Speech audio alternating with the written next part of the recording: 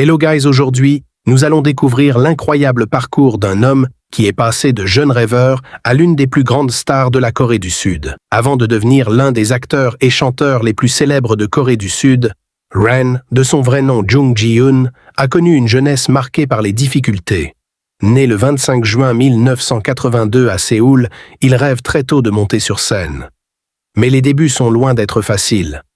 Il essuie plusieurs refus d'agences qui estiment qu'il n'a pas le physique idéal pour devenir une star. Plutôt que d'abandonner, il s'entraîne sans relâche.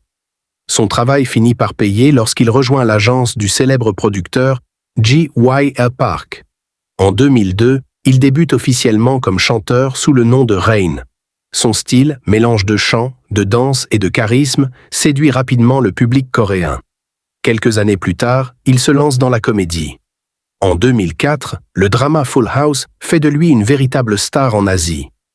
Son talent d'acteur lui ouvre ensuite les portes de nombreux projets, comme I Love to Kill, The Fugitive, Plan B, Ghost Doctor ou encore Red Swan.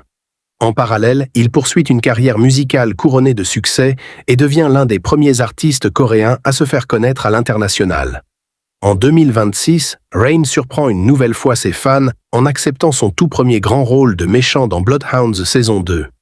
Il y incarne Baek-jong, le chef impitoyable d'une organisation de combat clandestin.